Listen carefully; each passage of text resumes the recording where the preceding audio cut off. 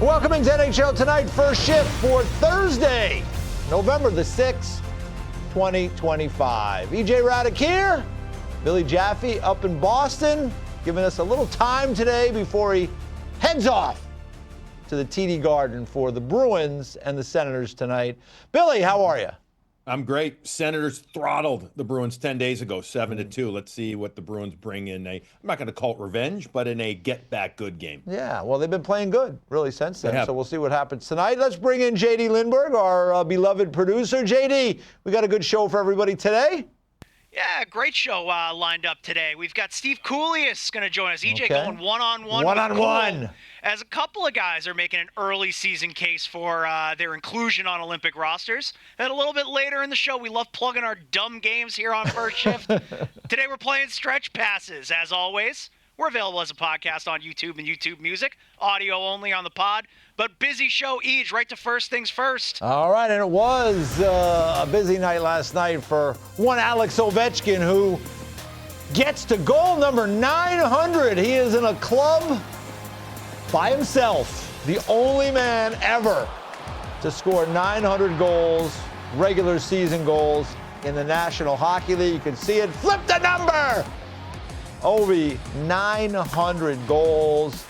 Unbelievable. I mean, it's amazing that he passed Gretzky, and now he's at 900 goals, and you can see the list, the current list of all-time goal leaders. Ovi at 900, Gretzky, Howe, Yager, and the great Brett Hull, the top 5 all-time leaders. Billy, Alex, we knew he was going to get there, but it wasn't exactly the kind of goal you expect from Ovi. It was kind of a backhand from a bad angle that went in. Yeah, I'm going to say nice hands, good instincts. Chikrin's shot goes wide, and it caroms perfectly. The shot pass, we'll call it, to Ovi, who maneuvers that older, notice I didn't say old, but older body quite well there. He spins around, and he puts in a fun goal. Look at that. I mean, that's just instinct. And, you know, he's not thinking, you know, this is going, he's thinking, I got to get it on net. And so he gets rid of it right away. And then he knew right away that it went in. To his credit, you know what, you're right. It's not a typical goal like we saw the big one when he broke Wayne's record. But it's kind of appropriate that he's scoring different ways. And it hasn't been a huge start of the year, just a couple of goals this season for the grade 8. But that's the kind of goal, I think, that maybe, I don't know, reignites the fire. You know what I mean? Like that. Now, maybe we could see him go on a stretch here. I could see like 5 goals in 8 or 9 games. You know, I mean, I think this guy's got another 20, 25 in him this year, each. You know, who knows? Maybe even 30, maybe. Let's see how the team goes. But I think for sure 20 to 25. Yeah, it's always foolish to bet against Ovi scoring goals because he always does. Now, you think about, like, can anybody ever get near this guy, right? And we took a look at the pace that some of these guys would have to be on. And I think, you know, Austin Matthews is the one at his age. That's doable. But the problem is we don't know where Ovechkin is going to finish. And like Matthews, he's going to have to stay healthy and productive. All these guys would have to stay healthy and productive. Matthews, to me, is the only one that's reasonable. Billy, what do you make of that? Do you think Austin Matthews could even challenge, get close to the grade 8? Well, you know, the health question is gigantic because he's been in and out, right? Especially a guy like Austin Matthews. Mm-hmm. So recency bias or recent history would say no, given this the fact that he is physically, you know, not been totally healthy. But he could go on a long stretch. You get a bunch of years. You know, we've seen guys go 3, 4, 5 years without missing a beat, missing a game. I think that Austin Matthews is the guy that has the best chance. There's a few other, I mean, the Draisaitl's, the Pasternak's, obviously McDavid. And you know what, you said don't bet against Ovechkin. It's hard to ever bet against McDavid. It really is. But with all that said, no, I don't know if this one gets broken. But I don't know if we thought that. Yeah, we definitely did not think that it was going to get broken with Gretzky, right? Even the last couple of years, we started to kind of, maybe there's a chance. But it was always seemingly way out of reach. Matthews, I would just say this, Billy. He would have to put together like a couple of years now when he's still more in his, let's say, prime, where he puts together some more 55, 60, 65 goal seasons. He can, buddy. You know that he's capable. He can. The other question or situation could be when they expand, because I think it's coming, not if, but when. There could be some, you know what I mean? There's a lot of teams out there then. There's more opportunity. Yeah. You're getting 84 games instead of 82, and that adds up as well. Yeah. Right. And, how are those teams going to be with as you continue to spread the talent out? Just saying, you never know. I don't feel likely. If you said to me, are you going to put a bet down today on it? I would say, nah, I think I'll save my money. But you know what? Funnier things have happened. But with that said, my gut would say, I don't know. I don't think so for a long time. Yeah, and Ovi, again, productive and healthy for so long is a big part of it. So, and just that passion to score goals. So, congratulations to Alex Ovechkin. And, he's eyeballing another mark. The goals that scored playoffs and regular season. Now, he's still chasing the great one who has 1,016 goals, including the playoffs. And you can see here Ovechkin, 16 plus 23, 39, something along those lines, maybe, if my math isn't that bad. But I don't know. That's going to be a tougher one. That's a team sport thing. That's a team thing there, partner. I mean, they got to make the playoffs. That's right. You're contingent. It's obviously contingent first and foremost on that. Yeah. How many games in the playoffs do you play? How good is your team overall? You're talking 30 years. That's going to be tough. Yeah. That's going to be I think, to get to that one. Yeah. But I just do, given the amount of games that you need in the playoffs to hit that mark. All right. Well, listen, it gets better for Ovi tonight because he gets to see an old and dear friend, Sidney Crosby. Head-to-head tonight, Capitals and Penguins. That one tonight in Pittsburgh. Second of a back-to-back for the Caps. You can see the head-to-head over the years. This is the 99th meeting.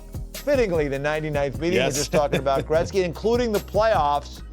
And, it's interesting. They've played 4 playoff series. I mean, like the last 20 years, these guys have been, you have McDavid. Now we have Celebrini. But, these guys have been the face of it, right? They've played 4 playoff series in that span. Every time they played in the second round because it's the Eastern Conference teams. They always end up playing in the second round. And the team that won, Pittsburgh has won 3 of those series. The Caps won once. The team that won that series ended up winning the Stanley Cup on that particular year. So we're fortunate. We'll look back on it, and hockey historians will look back on it, and in the future, people will look back. We have the video. They can look back and see these great matchups of these 2 great players. And the one I remember the most, Billy, was 2009. Game 2 of that first meeting. They both had hat tricks. Yeah. I mean, that doesn't happen every day just for any random guys, but these 2 players in that series both had a hat trick in Game 2. The Caps won Game 2. They would win the first 2 of the series, but the Penguins would rally and win in Game 7. I remember being there in D.C. Ovechkin had a breakaway early in the game. Marc-Andre Fleury with the big save, kept it scoreless, and then the Penguins rolled to a 6-2 win. But great. Anytime these 2 get together, it's so much fun. I just hope we don't take it for granted because we're getting to that stage now. There might not be as many of these matchups. Well, there won't be as many. Yeah. Just given where the teams are, Wash had such a great year last year. Yeah. Pitt's having a nice start to the season. A plethora of major injuries or big injuries happening right now. We'll get to that in a moment. But you take a look at standings, and you see they're right around each other. Like the whole East, everybody is basically within 3 to 4 points, it seems like, of everybody else. But I don't think you're going to see many more of these. It would be apropos in the next year or 2, or this year would be great if we did have one more of these other each, because they have been so awesome, those matchups. Yeah. And I think, I would love to take a look at the growth of the league financially since the 2 guys came in. And it coincides with lockouts, et cetera, so it's really easy to do.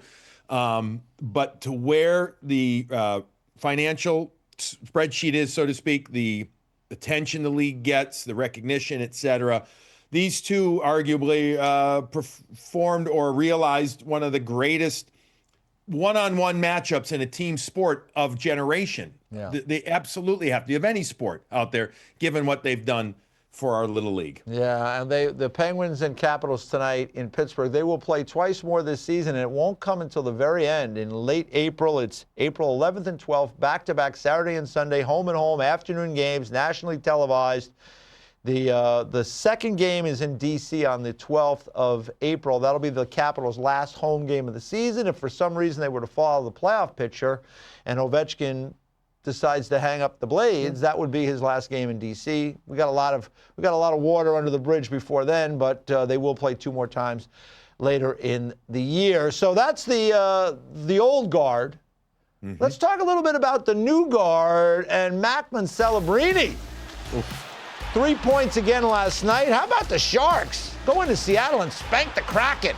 6-1. Nice victory. And Celebrini, I don't know if you haven't checked, he leads the league in scoring. He's tied with Connor McDavid right now, but he technically leads the league because he has more goals than McDavid, and he's played in 1 fewer game than McDavid. So Macklin Celebrini, the kid, is doing the job for the Sharks. Boy, so much fun to watch, Billy. It's kind of amazing that at this age, he's already leading the league in scoring. I know it's early in the year, but boy, that's impressive. Phenomenal. Obviously, being here in Boston area, I do a lot of college hockey.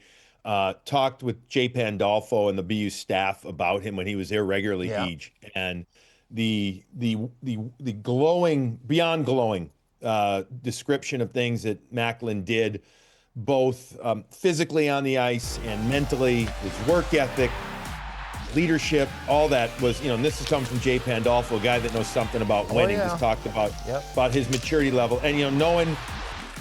Talking to people in San Jose about him, and the coaches there are just, so impressed with his increased defensive details this year. And this was already a guy that had a great 200-foot game each, and it's even better. And by doing that, he now has the puck on his stick even more because he's working even harder defensively. The commitment to that end, which was already great. He's so intense on the puck. You do not realize how strong he is. He doesn't look like Joe Thornton at 6'4", 200, 210, whatever. Not small, but he's not one of those behemoths. But he is so strong on the puck, and he's strong-willed mentally. He is a star. He is an uber star when it's all said and done. He is absolutely, in my opinion, and again, this has come from other hockey people, and Jay Pandolfo saw this when he was at BU, that he's going to be. What he's doing at this level, meaning in college when he was there, at his age, was off the charts. What he's doing, it's just continuing to happen at the NHL level. This guy is one of the ultimate futures of this league. Yeah, I agree with you. That's the thing that stands out is watching those puck battles. He's so good in those puck battles, and he's strong, and he used that long stick, and he's a handful. So congratulations to Celebrini. Continued good fortune there for the Sharks. We also, another kid, Connor Bedard, who's having a nice start to the season, and the Blackhawks are playing well. Last night, this game was 0-0 headed to the third. It ended up 5-2, 7 goals, and in the third, all told, 5 for the Hawks, and Bedard on the board with a goal and an assist. Spencer Knight was great in the game, 43 saves. So Connor Bedard playing well as well. Billy, you can take a look at the numbers for both these guys. They are not disappointing thus far. No, and Bertuzzi had a big game last night too. That's obviously. Right, had a hat trick. And he's, Bedard, and I know you've talked about it on your show, but his skating is much better. Yeah. His quickness, at least to me, is much more noticeable. He's on pucks. He's separating a little bit more. He is getting himself into more position to use that great shot of his. And I also just feel that, we're seeing some of his assists right here. His assists have been very beautiful. So his vision, everything on the ice, it's maturing. I do think his team is a little bit better. Shocker, right? A better team helps your star player become even better too. But I think that he's also just been a big part of it. I feel like, I haven't had a chance to sit down and talk to him this year. The Bruins only play him once in town, and I haven't had that chance yet. But here's a guy that seems to me that he took it upon himself, Ej, to accelerate his ability to play at the highest level at the NHL level. Maybe he got a little tired of it. Maybe he got a little tired of hearing that he wasn't doing well, because there were times last year his game was lacking that commitment to the battle, lacking that speed that I think he has now. And so good for him that he must have worked his backside off in the offseason, because it sure looks like it. Yeah, and it looks like he's got a little more help there in Chicago this year too. So good for Connor Bedard, good for Macklin Celebrini. Those guys, we're going to see a lot of matchups between them over the year. Quick shout out for Naz Kadri, scored last night in his 1,000th NHL game. Congrats. So congratulations to Nazem Kadri. When we come back, we'll preview the 9 games on the docket tonight. A lot to talk about. Maybe the Devils and Habs will be on that list. That's next on First Shift.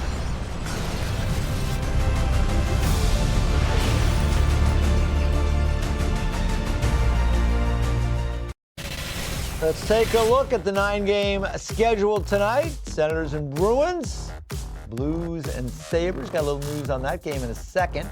Devils and Habs, Wild and Canes, Caps and Penguins. Penguins will start Sheeloffs tonight in goal. Tristan Jarry is going to be out for a couple weeks, it looks like. 8 o'clock in Nashville, Flyers and Preds. 8 o'clock in Dallas, Ducks and Stars. And then out west, Golden Knights hosting the Lightning. That should be a good one. And then the Panthers and Kings in LA at 10. Now, we got this tweet from Louis Korak. So Joe Vitale, who was involved with the broadcast, just told the guys on 101 ESPN that Jordan Kyrou looks like a healthy scratch tonight for the Blues. So the Blues, who are sitting there in last place in the Central, tied for last in the entire league, 4-8-2, coming off just a blowout loss last night in D.C., where they lost 6-1. Jordan Kyrou, who, highly paid right winger, last night he didn't have any points. He had -2. He had 5 shot attempts, but obviously Jim Montgomery, the coaching staff, management group there, they're watching. They're not liking something, so it looks like he's going to be out of the lineup tonight for the Blues. But it's a scramble right now for the St. Louis Blues. This is really disappointing. And you look at the last 9 games. I mean, that penalty kill, that's just brutal. I don't know. I don't think you can blame Jordan Kyrou for that. But this is a mess. Yeah, it hasn't had a good vibe around it all year, Ej. They seem to be out of sorts, I guess is one way. I would say so. As you said, a mess. So. Jim Montgomery comes in, does a bang-up job that first year, revitalizes, gets it going, and the players are buying it. Everything's going right as we take a look at their projected and Robert lineup. Thomas was back in the lineup the other day. They beat Edmonton, and the kid Dvorsky had a goal the other night, but not working. Yeah, and they were down 2-0. And they come back and they win, and they obviously have some good players, but Kyrou, Kyrou's the one that's it's a shot across the bow here for the team. This is a statement. This is, it, bud. This is what coaching staff or management, very little control per se. It's ice time. And in this case, it's game time, right? You're going to play or not play. And so they're trying everything to make a statement, and obviously dissatisfied with what they've seen from him lately. And it's the second of a back-to-back. Here's the schedule. They've got they're in Buffalo tonight, then they come home for a homestand, and they got Seattle, Calgary, Philly, Vegas. But, if I'm the Buffalo Sabres, I'm like, hey, this is a must-win game for us. Let's just keep pounding the Blues. I mean, they're coming in after a short rest. They're scratching a star player. If I'm Buffalo, let's go in and let's put the boots to these guys tonight, make it worse. And for the Blues, Binnington, who was trying to steal that historic 900-goal puck last night, sticking it in his pants. I mean, they had to go grab it from him. He hasn't been great. And Hofer's been worse somehow. So I don't know who you go with tonight. I mean, do you... Well, you pulled Binnington. I go back to him, and you say, here you go. You're a guy. That's what I would think. But, your point about Hofer not being very competent this year. 936, 836. Yeah, terrible. Yeah, I know. So you can't. So I think you got to go back with Binnington, who I'm going to guess wants to get right back in the crease after last night. Yeah, so that's what I think. If you're the Sabres, don't let them off the hook. You got your own problems. Keep rolling. Sabres have points in 9 out of the last 10. Put the beat down on the Blues. We'll see how it goes tonight in Buffalo. Let's talk a little bit about the Devils and the Canadiens. That one is here up the road in Newark. two really good teams, two teams that have some of the really high-end American-born players. I mean, the two Hughes brothers with the Devils, and you have Caulfield and Hudson with the Canadiens. And you can see the numbers right here. You can see Hughes and Caulfield are leading their teams in goal. I mean, this shapes up. This could be a track meet tonight, too. You got really teams that like to play at a high tempo. They sure do, and they want the puck on their stick at the high tempo. And so I don't know if you're going to make it over there, but I know sometimes you get the chance to go watch the game. I may get over there. That would be a fun one. Have a popcorn for me. Get in there, and you're gonna, like in one of those movies, you're gonna munch it because it could be really exciting, really entertaining. Between Hughes and Caulfield up front, you got 10 goals each. Both 2019 first-round picks. These guys have brought it as NHLers. They're helping lead their teams. What I do like is how these teams, they don't hold back. They don't, they are aggressive in the O zone, in the D zone. They get after things. They want the puck on their stick, and they want it on their high-end guy's stick. So, yeah, this one, when I always prep to be on your show I try and play that game of, before I hear from JD, like what games we're going to talk about, I look at what I think we're going to talk about, and I'm like, this one was number one check mark on the games that we will talk about. Yeah, it should be a fun one tonight over at the Rock. And, and it's interesting for the Montreal Canadiens because you come into the year and we all figure Sam Montembeault is the goalie for the Canadiens. Mm-hmm. He was part of the Olympic team, the Four Nations team last year. He was in a backup role there, but he's been moving forward in his career. Well, it's been a tough start for him, but it has not been a tough start for Jakub Dobeš. And Dobeš did this last year. He had a bunch of wins in a row. And look at those numbers. He is off to a great start. And I would say he's playing his way right into the Czech Olympic crease for the upcoming Winter Games. So very interesting. Dobeš is going to go tonight. He's been impressive. He has. By the way, with that Chechen team, I think Dostal may have something to say. That's right. He'll be there too. Czechia, they got some good goaltenders there. Yes, they sure do. Great point about Dobeš last year too. Kid who played a little college hockey at Ohio State. Ohio State. Buckeyes. Is a Buckeye, the Ohio State. Yep. He's impressed this year. He seems to be like one of those players. We were talking about Bedard earlier that matured, and it's normal. Like we always have to remember, we want these guys to be great from the get-go, and then when they're not in the greatest professional hockey league in the world, a lot of times we're like, ooh, I'm not sure. Well, then I sit and I think about how I was at 22 years old doing anything, let alone playing.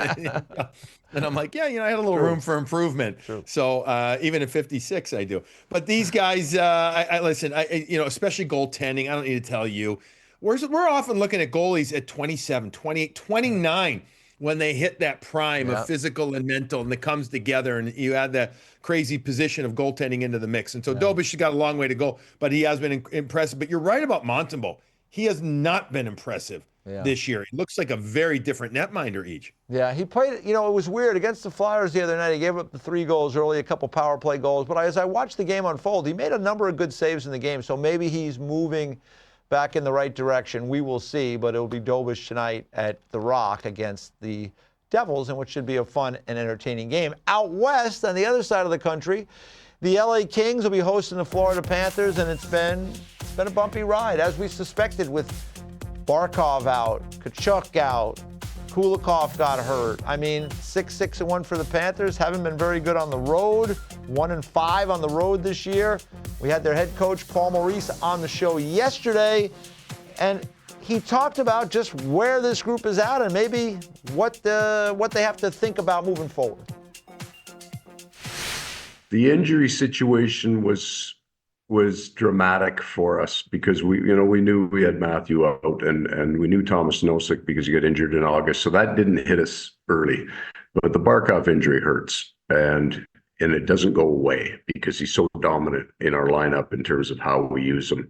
So it almost felt a bit of a mourning period that we went through and more in training camp. I think we came out okay. The road's been a challenge for us. And that's, when you don't have the matchup, and you lose Barkov, he was always the fixer, right? If you didn't get the matchup you wanted on the road, you just move him around a little bit and you could fix your problems.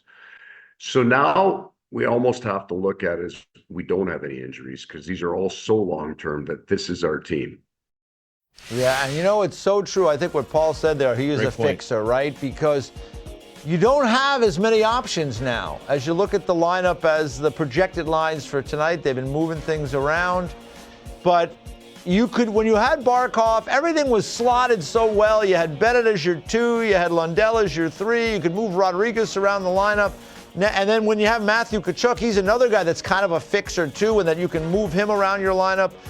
Very much fewer options now with those guys out of the lineup, Billy. And, the thing that has to happen now is that, Sam Bennett, who was the 2 and is really well suited to be a 2C, now really has to become a 1C, and he's off to a really tough start. Now, there's a lot of reasons. He's not in his normal role, just signed a big contract.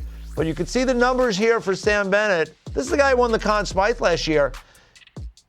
Because Barkov is out, Tkachuk is out, they're just going to need more from him, and so far, not getting near enough. Well, last year was the perfect storm of greatness for Sam Bennett. Yeah. I mean, it was. And he rose to the challenge of that year of free agent to be. Yeah. He seemed to, when I say relish in it, I'm not saying he was boasting. I'm saying his play. Yeah. He handled that challenge beautifully. He handled the playoffs. He was phenomenal, along with a few other players there. Marchand, being number 1 that comes to mind, and rose to the occasion. With that said, I got to imagine there is, even though I know he's intense and even though I know he cares and is passionate, but he's a human too. There's that letdown period a little bit. There has to be. And it's the old, wait, now we got to do this again. We got to do it without all the aforementioned players that you mentioned, E. And, now everybody's looking at me to do it. And how can I get myself, because of the contract, how do you handle that? And so maybe it's pressure. Maybe he's a little tired. And you know what I mean? It's not overtly tired, but it's internally. And he's only human after all. Now, with all that said, it's getting to the point where they need to do it. I mean, you look at that lineup, and I don't know if we can throw it up again, but think about what the 4th line was last year. You heard about Nosek right there. What that was in the playoffs versus what it is now. The identity of this team is different than we saw as we take a look at it. And Gadjevic is out of the lineup too. That's another thing who's a helpful 4th liner. Yeah, and you know what? I also think, I know they knew he was a 1-year guy there, Nate Schmidt, but I really think that's a big loss for him on their 3rd pair, along with Kulikov. Yep. I know they brought in Petrie and all, but the way that Schmidt and his boisterous way about him, his affable personality. Yeah, he's a helpful player. Absolutely. He fit in perfectly there. So a lot of change, a lot of challenge, and now let's see what they can come up with. I think they're lucky right now that the Atlantic and the East in general is very 500. Yeah. Maybe a teeny bit above for a few teams. So they're still in it. Yeah, you're right. The whole league. But in particular, they're still in it per se. They're 1 5-game stretch away from being right back up at the top of the heap, so to speak. Yeah, so we'll see against LA tonight. Now, as I mentioned, for the Panthers, bad on the road this year, 1-5. But how about the Kings at home? Why? 1-3-2 at home this year. Much better on the road. I guess they are the New York Rangers West, but at least they've scored a few goals at home and they've won at least 1 game. But, it's an odd start to the season for the LA Kings. And, again, we just talked about taking advantage of opponents when they're struggling, right? Like if you're the LA Kings, you got to take advantage of the 2-time defending champions. You got them at a good time of year. Their guys are banged up, guys are underperforming. Take advantage if you can. We'll see if they can. Yeah, well, it's to me, it's not just take advantage, because I got to respect the team, and in particular this Florida Panther team that I got to imagine they're getting up a little bit now. The hair, you know what I mean? Like the dander's getting up, and they're gonna try and get their roar back, so to speak, or get on the prowl. I mean, LA, to me, if they get their D zone, which seems to be a little bit better, if they get that structure going, they obviously need good goaltending. And if they can do that, they have we know that they're a good, pretty robust defensive style team. But to me, this is more Oh, I don't know. Like, I mean, Florida to me, I got to imagine they come up breathing fire tonight. I have to. So I don't know how easy it'll be, so to speak, for LA to, to take advantage of this. They're going to have to match the intensity of what I got to imagine a very proud Florida Panther team will bring on the ice tonight. Yeah, it should be an interesting game out west in LA. And Adrian Kempe, 16 points in 14 games. No contract yet for the upcoming season, so we'll see. Just like Bennett, he's handling it. Yeah, he is handling his business to this point. When we come back, I'm going to go one-on-one with that pesky Steve Kouleas, who's going to be on the Olympic team. Has he got some guys that he thinks should be there for Team USA and Team Canada? Cooley and me, one-on-one, next on First Shift.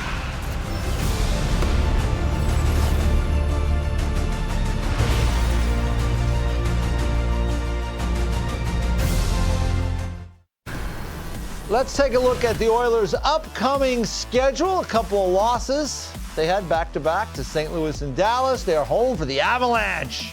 McDavid, McKinnon, and then the Blue Jackets after that, then back on the road.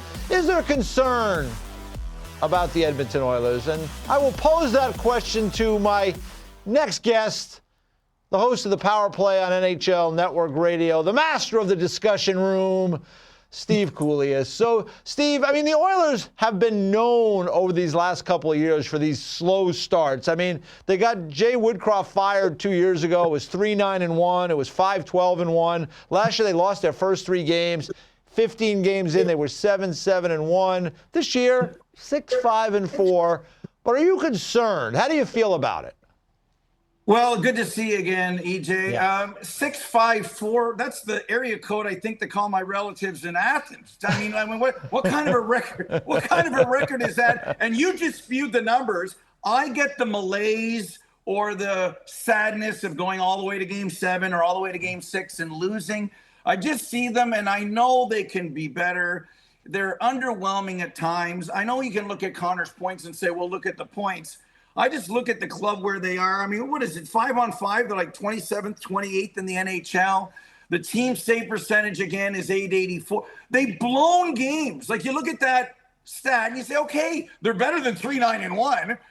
Chris Knobloch's not getting fired. But what bothered me was game 1 against the Flames, and that wasn't good goaltending when they blew it. Game 4 against the Islanders, they're up late in the second. The Ranger game. That was an unmitigated disaster for a regular season game in October. I mean, and Evan Bouchard, he was acting like it was Halloween night. Let's be honest. You lose to the Blues. Who loses to the St. Louis Blues these days? And then they had the loss there to Dallas. It's not panic. It's concern really that if you have an A, I know you have smart kids. They're A+. When they get a C+, you're like, why? It's not going to cost them getting into the college. But for the Oilers, they could do themselves a favor by getting off to better starts in October and November so they don't have to work so hard, which could, EJ, take away of some energy when you go into June in the playoffs, right? Yeah, I would agree with you that, it'd be nice if they were better and, with the guys at the top of that lineup, and you pointed out those losses, those are things that really shouldn't happen. But even as we sit here with all that, they're 1 point out of first place in that way. This league is crazy now, Steve. Like, everybody is kind of 6-5-4. I mean, everybody's like somewhere in the middle, it seems like. And the Oilers have shown, the good news is they have shown the ability to not have it really hurt them. I mean, like that year when they were 3-9-1 and then 5-12-1 2 years ago, I got to be honest, I thought they were dead in the water, Steve. And yet they came back and they ended up in the finals. So, it just seems like they'll figure it out. But the thing is, can you always just start late, come around the turn? Do you want to wouldn't you want to rest McDavid and Draisaitl more because your record is 10, right? And you know what? Fatigue played a role in their Game 7 loss to Florida and that run. So when you're always chasing, there's no Evander Kane anymore, right? Obviously, they've missed Hyman. Hyman's going to come back. I don't see the depth down the lineup. We're way past Broberg and Holloway, although I mentioned the St. Louis Blues this year. It's just like their power play's number 1 in the league again. It's almost as if the old go-to, Susie, clean your room. Charlie, it's like, okay, I'll get to it. Now I get to it and I'll get my allowance. I just don't want to. And you talk about where everybody else is. They've wasted like 15 games and they're +1.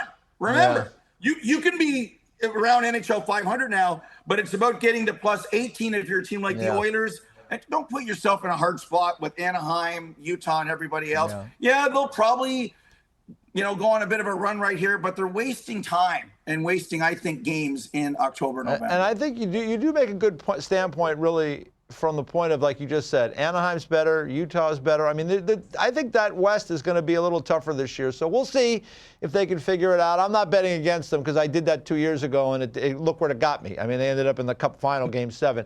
Let me ask you, last night we had an interesting game, St. Louis and Washington. Of course, Ovechkin gets goal number 900, but we had, it seemed like the tryouts were going on for Team Canada because, you had Logan Thompson in goal, who's got unbelievable numbers. I don't know how you can leave him off this year based on the other options you have in goal. But Tom Wilson, who I thought should have been on the team last year at the Four Nations, he was not. They won anyway, so when you win, you're always right. But Tom Wilson this year, what do you think? Is he going to be on the team? He's off to a great start. Make the case for me for Tom Wilson.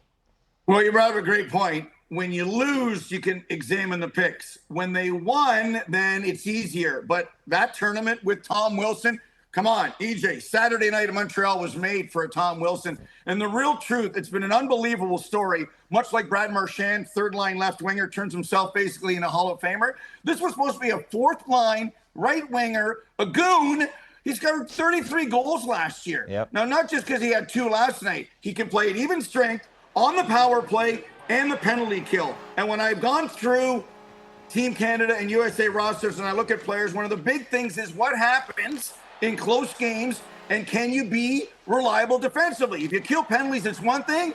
That's very important for coaches, and it's also about the other intangibles. What else do Team Canada have to be a comparable to the Kachucks? And if I'm going to use underlying numbers, and I did this for all 50 players that I put on the roster so far, Seth Jarvis is a great player. And if the competition for fourth-line right winger for Tom Wilson is a Seth Jarvis, well, Wilson's underlying numbers, which we have access to, EJ, are pretty darn good. And they've been pretty darn good for a long time. Now, it's still NHL ice. The pace is very quick at the Olympics. I'm making the case right now is who else is a Tom Wilson type, just in case. You learn something as the tournament goes along. So to put him as the 14th forward, very modestly for me right now, with what he can do, that's where I have him right now, and I know you're a fan of his as well. I've been a fan of his since I saw him play in the Ivan Holinka tournament for Canada, I think in 2011. He was a straight-line player then. He's a straight-line player now, and your point is really well taken. He plays in all situations, and he's a big, strong man. He is kind of a unicorn as a player in hockey these days, and for me, I don't know how it's going to go at the Olympics. There might be some games where you want Tom Wilson, and maybe there's some games where you don't feel you need him. That's the beauty of it, right? You could dress him, you could not dress him, you could move him around, and you make up a great point. He plays all the positions. And Cooley, he's leading the Capitals in scoring right now with 15 points. Yeah, I mean, the starts for some of these players is unbelievable. Obviously, we're going to see some type of drop-off, but it's an example of this. You want to make sure if you're going to, our version of battle, that you bring all your weapons. You don't want to say, I left the submarine at home. Or in his case, he's the aircraft carrier. Or the tank. Oh, my God, I didn't think I need it. No, you bring them all, and you can use them as you see fit. So great point by you, my friend. All right, so now we're gonna switch over to Team USA. I know you're loath to help the red, white, and blue, but we're gonna have you weigh in here. I'm an equal opportunity employer. All right. Well, I like hearing that. You talk about all these things. The battleship. I mean, how about Lane Hudson? He's kind of like the drone. He can run around and be everywhere. How about make the case for Lane Hudson for Team USA? Well, I'm going to go back to the great Bob Clark. The Hall of Famer, Cup champion, Hart Trophy, all that stuff. After the 98 Olympics, which people think went worse than it did, Canada didn't lose the game. They lost shootouts. So the learning was you better get good at shootouts because the Europeans are very good at shootouts. And you better have someone just in case. In that case, Joe Sakic gets hurt and, Adam Oates is at home. Oh, my goodness. We just saw in the Four Nations, Quinn Hughes was hurt. Now, the U.S. is stacked at all positions. This will be the greatest American team of all time. regardless what happens, there's no need for a Brett Hull or Adam Deadmarsh, if we go back 30 years. That's how good they are. But what if, like, Lane Hudson is a special player. Yeah. He can do some amazing. To think he's only one-dimensional is ludicrous. If not for Lane Hudson, the Canadians don't make the playoffs. When Hudson's on the ice with Caulfield and Suzuki, I don't know if you can find a better threesome in the NHL. And a small sample size, look at these numbers just to say, listen, he's only going to get better defensively. It's not like he's a liability by any stretch. And again, Wilson is the 14th forward, just in case. I'm asking you to have Hudson as the 8th defenseman, just in case. He doesn't have to be McAvoy or Fox or Hanifin and Werenski. But if something were to happen and someone will get hurt, then the example is who's next. Like, look at these numbers as well. You can't make this stuff up. We look at every point and every play. So with the puck, unbelievable, getting better without it. And it's an option. And you know what? If you don't want him as an option, you don't have to take him. I would pencil him in as my 8th option, and he could. Jonathan Toews was the 13th forward for Team Canada in Vancouver. What did he do?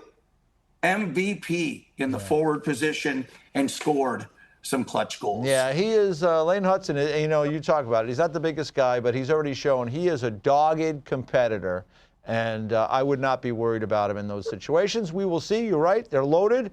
I'll be very fascinated to see, the choices for both Canada and the U.S. and everyone else. You're going to I see you're bringing in the goal light. So you've been good this year on your picks.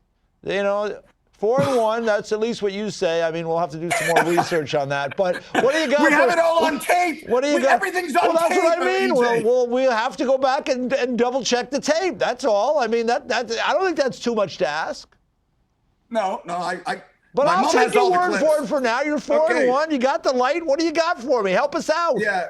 My mom has all the clips. Right. I took Ovi yesterday because you bumped me, like That's John right. Ritter. You bumped me. That's right. We ran out of time. Yes. Yesterday. Just couldn't get you in.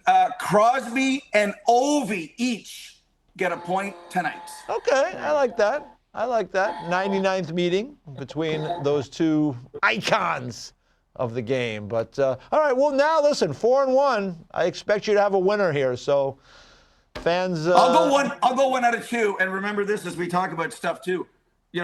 Living in a 69-cent dollar world. Believe me, I'm here to help anybody. That's right. You're helpful. You're trying to be helpful. All right. Cooley, thanks so much for the time today, buddy. We'll be listening to your show on the radio. Stay well, my friend. Thank you. Got to get you back on the show sometime soon. Thanks again. I'm here for you anytime you want. I'm here for you. All right, when we come back, a little game of stretch passes. Will some of these streaks continue tonight? We will discuss next on First Shift.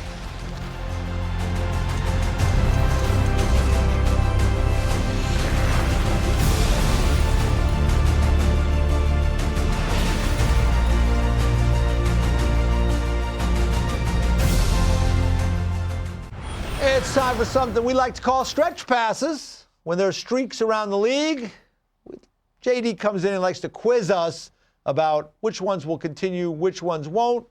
Take over. That's the name of the game, E.J. All right, we're starting with a team near and dear to mine and Billy's hearts. Yes. The Boston Bruins on a 4-game heater. Check out the numbers during the 4-game win streak. First question here. Jeff, I'll come to you since you're heading over to the Garden right after this. Will the Bruins stretch the win streak to 5 tonight?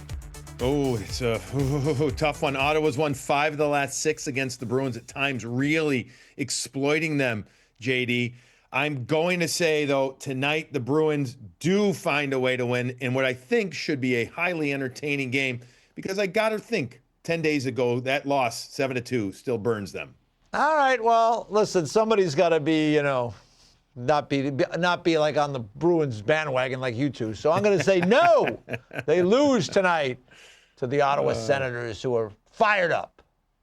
Maybe if they lose, Mason Lowry will get back in the lineup. Also, I know we're short on time, but Jeff, I saw at the intermissions against the Islanders, Patrice Bergeron looks like he can still play. Maybe put the bug in 37-0 for me, okay? Oh, my gosh. Just put him out there for face-offs. Yeah. It's crazy. It's We need centers. Okay, anyway, moving right along. Travis Konechny on a 5-game point streak. Will he stretch that to 6 each? I'm going to say yes. I think he will. They're playing the Nashville Predators tonight. I think the Predators are a team that there's probably going to be goals in this game. I say yes.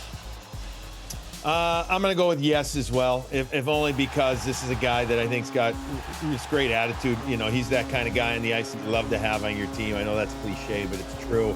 I'm going to say he's going to stick with he's going to stick with scoring. Yes, JD, he's going to get it.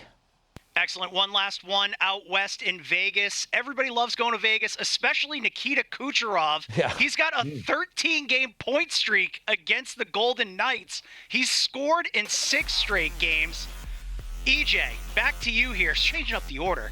Will Kucherov stretch his streak against the Golden Knights? I'm going to say yeah. I mean, that streak's got to be over several years. They only play twice a year. They've never played in the playoffs. I'm going to say absolutely yes. Vegas is coming off a shutout win over the Red Wings, so maybe more goals tonight on both sides. Yes. All right, I'm going to say yes as well. I was going to try and just be contrarian to my good buddy EJ, who looks spiffy in that nice sweatshirt. But I'm going to say yes. You know why? Because I think Kucherov's going to be into the big game. I do, the competition. So I'm going to say yes, and he's going to bet it big time. I'd bet it big time that he gets that. Okay. All right. Keep an eye on Jeff, that. glad you brought up EJ's sweatshirt. We got some news from the P-Dub today. That's right. PWHL has expanded to 8 teams, and this afternoon they announced the logos and names for the 2 newest franchises, the Seattle Torrent and the Vancouver Golden Eyes. EJ, what do you make of these? I like them, and you know what's amazing about these things now is so much time and effort and study is put into these things. And so it's not just, come up with, hey, the Cardinals or something like that. Nothing against the Cardinals. But like the Torrent, you see all the different things here, Jaffe. A powerful force and in motion. They got the word through the logo. And look at this one with the Golden Eyes. Like they have the logo kind of pointed northwest. So, I mean, they think of everything, Jaffe. They sure do. It's like what was that show about advertising, Mad Men or something? Like they're thinking of all this stuff, and they're having all these meetings and creative stuff. Very cool. Very cool. Congrats. Hey, and listen, speaking of the women's game, we've got the rivalry series 25-26, Canada and the U.S. tonight, 7 p.m. Eastern, right here on the NHL Network. Always a battle. Billy, have a great time in Boston tonight. Everybody out there, enjoy the schedule. NHL Now is next.